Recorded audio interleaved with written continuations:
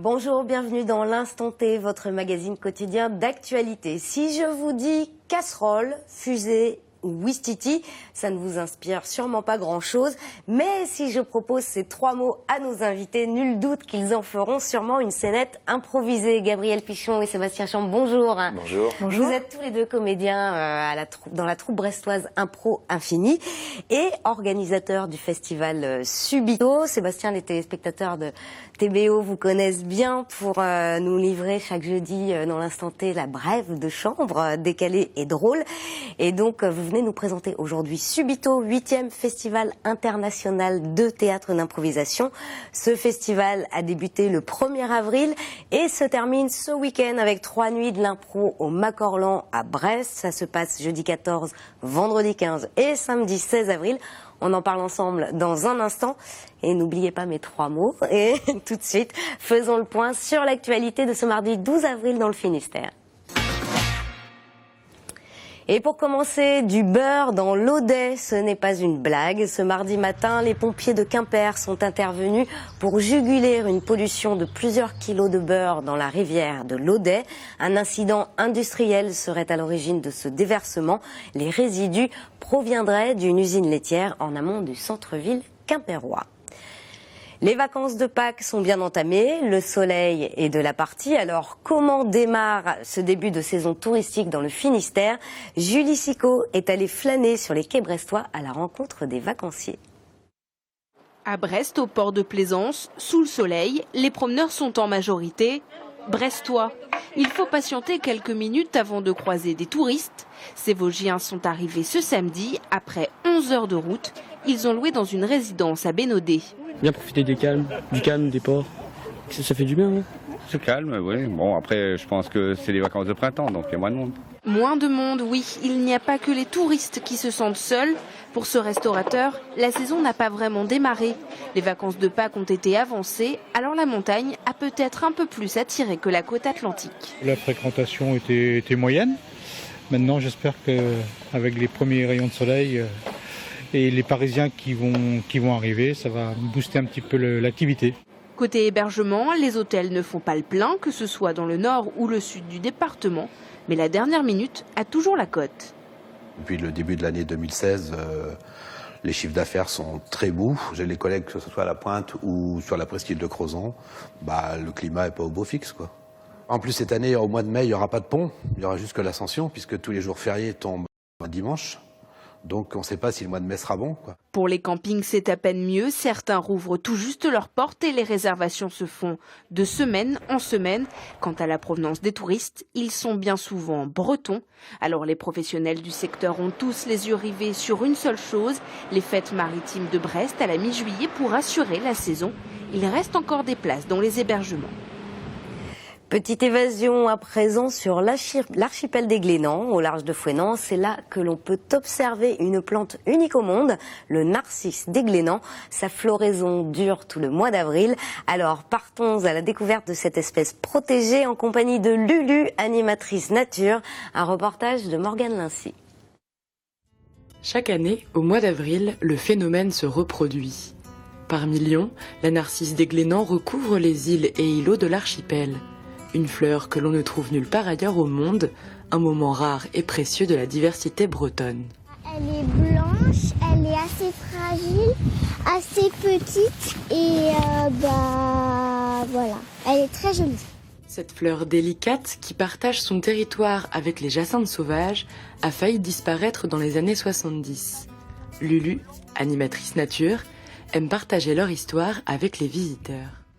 Vu sa rareté, il était cueilli, il était arraché, il y avait même un commerce de bulbilles à un moment donné. Son originalité a failli causer sa perte et en 1984, 10 ans après la mise en réserve, il a été décidé de faire vraiment une gestion scientifique. Elle doit son salut à une poignée de naturalistes passionnés. Dans les années 80, on ne compte plus que quelques milliers de pieds au Glénan. Les derniers du monde. Une réserve naturelle nationale est donc créée sur 2 hectares pour empêcher l'extinction. On a explosé complètement notre population de narcisses, puisque de 300 pieds environ en 1984, on est actuellement à 286 480 pieds. Donc c'est extraordinaire. Pour arriver à ce résultat, il a fallu inventer des méthodes de sauvegarde et de gestion nouvelles. On coupait toutes les plantes, fougères, aigles, masserons, radis ravenelles qui pouvait y avoir. Et en mois de janvier-février, on faisait une autre tonte également. Si la sauvegarde de la fleur est assurée, son origine suscite encore de nombreuses questions auprès des visiteurs. C'est très intriguant, bah ouais, on ne sait pas si c'est un bateau qui les a apportées, on ne sait pas si elles sont apparues ici par la volonté divine. Mais ce mystère ajoute une part de magie supplémentaire. En attendant, profitez-en, leur floraison très fugace ne durera que quelques jours dans l'archipel des Glénans, jusqu'à la dernière semaine du mois d'avril. Et pendant ce temps, Marc Pointu profite du soleil sur l'îlot Tévénec au large de la Pointe du Raz. Notre Robinson volontaire s'est isolé pendant 60 jours dans la maison phare de Tévénec pour sensibiliser sur l'état des phares en mer. Chaque jour, il nous livre son journal de bord. Et aujourd'hui, petite devinette, c'est l'instant Tévénec.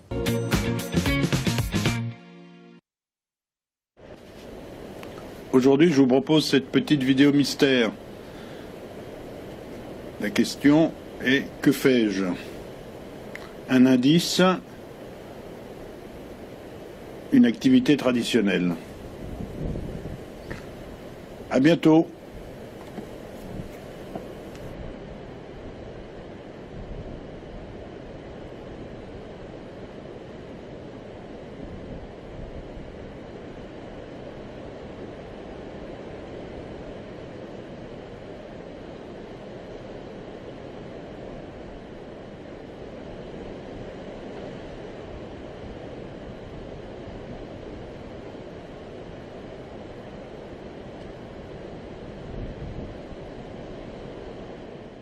Mystère, donc. Alors, Gabriel, Sébastien, une petite idée de ce que fait Marc Pointu? Pour moi, c'est évident. Et il est en train de fabriquer une fusée, parce que d'où il peut pas communiquer. Donc, il est en train de fabriquer une fusée pour pouvoir communiquer avec le continent. Et pourquoi il est en train de fabriquer une fusée? Parce qu'il a oublié d'emmener une casserole. Et c'est quand même vraiment problématique d'être sur un phare comme ça, sans casserole. Sinon, à force, il va perdre la tête et il va se transformer en Ouistiti. D'accord. C'est une probabilité, Gabriel, une idée? Plus terre à terre, j'ai l'impression qu'il est en train de construire des sortes de plumes, genre des brindilles, il taillait des plumes pour écrire. Je ne sais pas. En tout cas, peut-être réussira-t-il à mettre Tévénec en bouteille, mais les gardiens de phare en mer, eux, adoraient mettre des bateaux en bouteille. Donc, à voir. En revanche, l'histoire ne dit pas s'il s'agit d'une bouteille à la mer ramenée par la houle sur Tévénec. Le mystère reste donc entier. Allez, place à l'improvisation et au festival Subito avec nos invités. C'est donc la 8e édition du Festival international de théâtre d'improvisation. Ça a débuté le 1er avril, ça se termine ce week-end avec les Nuits de l'impro au Macorlan à Brest. Gabriel, Sébastien, vous êtes tous deux comédiens de la troupe brestoise Impro Infini et organisateurs de ce festival. C'est quoi exactement ces Nuits de l'impro? Il y a 3 thèmes pour 3 soirées. Alors rappelons-les, nuit de fête jeudi 14 avril, nuit blanche vendredi 15 avril et la nuit dans le décor samedi 16 avril. Expliquez-nous ces différents concepts alors. L'idée générale déjà, c'est d'avoir des nuits, 3 nuits très différentes pour essayer de montrer des choses assez différentes en termes d'improvisation. Voilà, on commence le jeudi avec une nuit de fête, avec une vraie soirée sur le plateau avec tous les invités du Festival Subito et les comédiens de la compagnie.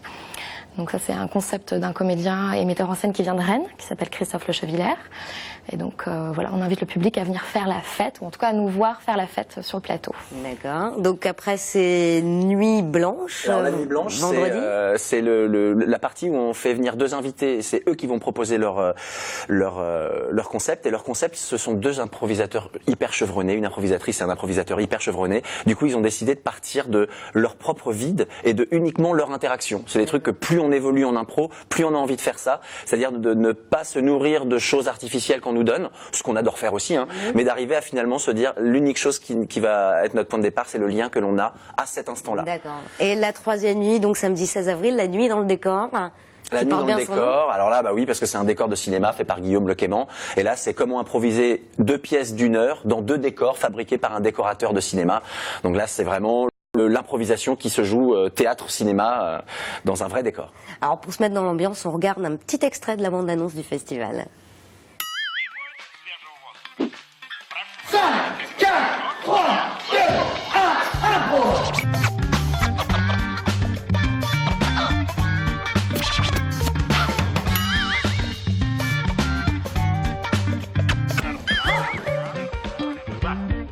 Share a tale with you.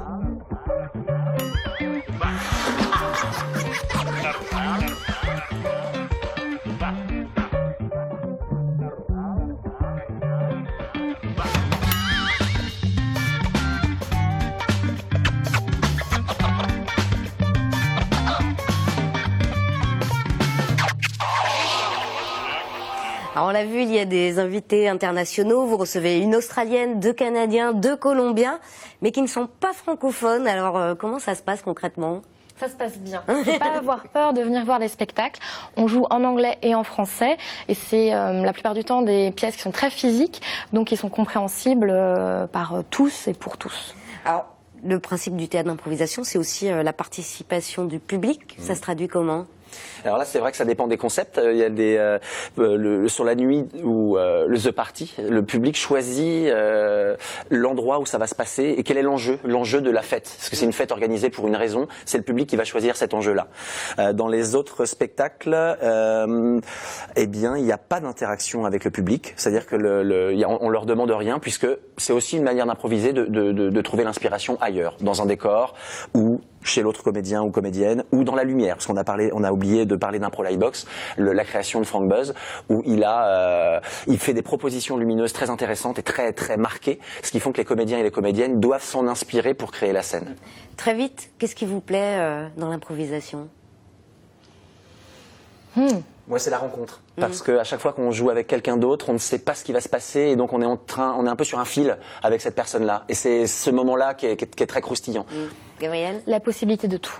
C'est vrai, effectivement. Merci beaucoup en tout cas, Gabrielle et Sébastien, d'être venus nous présenter les Nuits de l'impro du festival Subito qui se déroule, je le rappelle, les jeudis 14, vendredi 15 et samedi 16 avril au Macorlan à Brest. Pour toute info, rendez-vous sur notre site internet tbo.bzh. Voilà, c'est la fin de cette émission. Merci de nous avoir suivis. On se retrouve demain pour un nouvel Instant T. D'ici là, passez une excellente soirée sur TBO. Ciao.